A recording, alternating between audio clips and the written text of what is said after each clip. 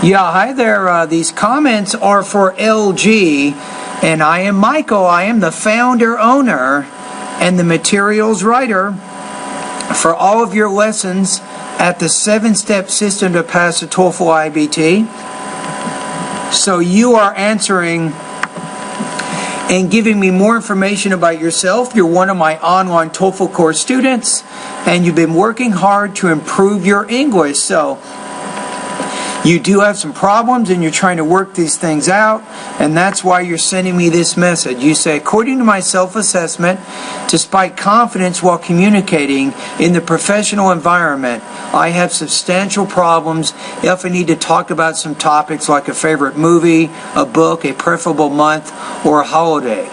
Perhaps one of the reasons of the predicaments might be a specific situation in which I've not had any needs to discuss those college-level conversational items listed among the official TOEFL guidelines. So, that makes a lot of sense. I understand what you're saying, Doctor, because way back when I was learning Spanish for the first time, I learned Spanish mostly to teach the gospel of Jesus Christ to other people. So my conversational Spanish was limited mostly to conversational topics. Now, in order for me and in order for you to expand your language more, you have to create more opportunities for you. Now, what that means is take time to watch movies. Watch some funny movies. Watch some serious movies. Watch movies in English.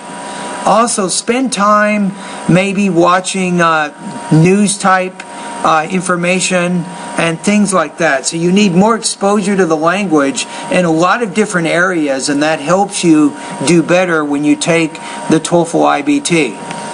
So my first suggestion would be to continue to expand your conversational situations. Now, I want you to check out a website. Okay, let's go over here. Toastmasters.org. Maybe this is a good start for you. So Toastmasters.org is an international speaking organization. They're located, it says here, there's over 14,650 clubs in 126 countries. One of my first suggestions here, Doctor, is, if possible, become a member of Toastmasters. Once you become a member, each week you show up at the meetings. You have to speak. You have to talk with other people. And that's going to expand your opportunities a little bit more than what you have right now. So that's one of my suggestions. You see, the second reason might be my personalities. Before answering such a question, I need quite a bit of time to crystallize the ideas in order to convey them coherently to a listener. And that is a nicely written sentence there. You say 15 seconds is a critically short period to deliver verbal reply. Sometimes I even do not know what to say at all. In addition, I could be merely a slow thinker. So maybe another suggestion is, as you improve your conversational English, that means that you get better at responding to what other people say, and you should be able to improve your thinking. I don't think it's necessarily that you're a slow thinker. It just means that when you're trying to use English, you might be translating a little bit, and that makes it more difficult for you to put the grammar and the vocabulary and the pronunciation together spontaneously in order to communicate. You say the last point that I'd like to highlight for you is my ability of writing an essay. Thank you for your opinion in respect to the contents and structure of my previous email. Unfortunately, I have to repeat the same statement. I've had the same illusion before starting preparation for TOEFL. I've completed task 1 and task 25 of the independent writing essay scored by Mr. Luis Mena. I have been given 18 and 20 points respectively. The effect of the scoring has resembled a bucket of cold water upended over my head. That is funny.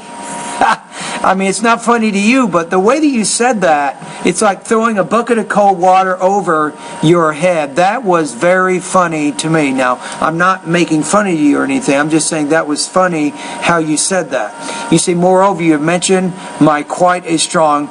You have mentioned that I have quite a strong accent, though it is a minor problem comparing it to the aforementioned ones.